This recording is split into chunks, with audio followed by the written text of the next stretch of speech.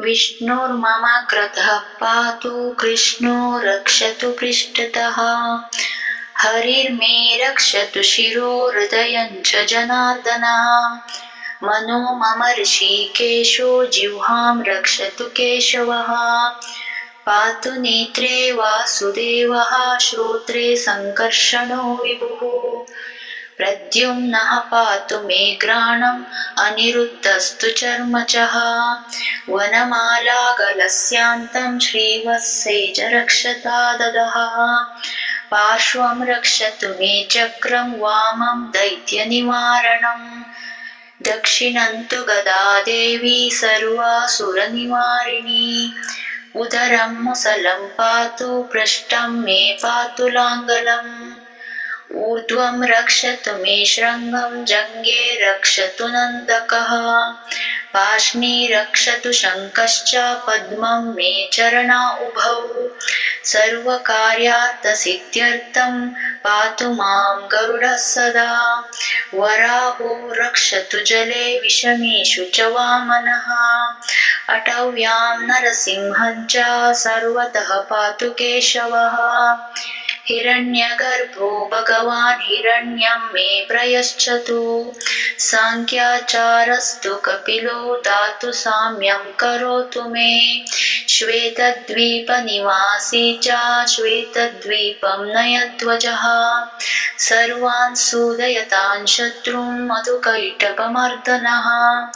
सदा आकर्षतु विष्णुश्च किल्बिषं मम विग्रहात् हंसो मत्स्य तथा कूर्मः पातु मां सर्वतो दिशा त्रिविक्रमास्तु मे देवः सर्वपापानि क्रन्ततु तथा नारायणो देवो बुद्धिं पालयतां मम शेषो मे निर्मलं ज्ञानं करोत्वा बडबामुको नाशयतां कल्मषं यकृतं मया पद्भ्यां दधातु परमं सुखं मूर्ध्नि मम प्रभु दत्तात्रेय प्रकुरतां सपुत्र पशुबान्धवं सर्वानरीन् नाशयतु रामः परशुरामः रक्षोघ्नस्तु दाशरथिः पातु नित्यं महाभुजः शत्रुन् हलेन मे हन्याद् रामो यादवनन्दनः प्रलम्बकेशो चाणूरपूतना कंसनाशनः कृष्णस्येयो बालभावः समे कामान् प्रयच्छतु अन्धकारं तमोघोरं पुरुषं कृष्णपिङ्गलं पश्यामि भयसन्तस्तः पाशहस्तमिमान्तकं ततोह पुण्डरीकाक्ष अच्युतं शरणं गतः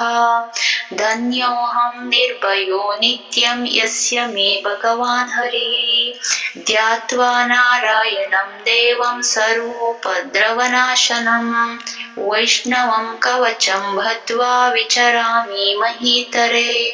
अप्रदृश्योऽस्मि भूतानां सर्वदेहि मयोरहं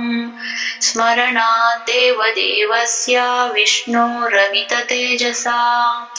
हरिः ओम् ॐ नमो नारायणाय।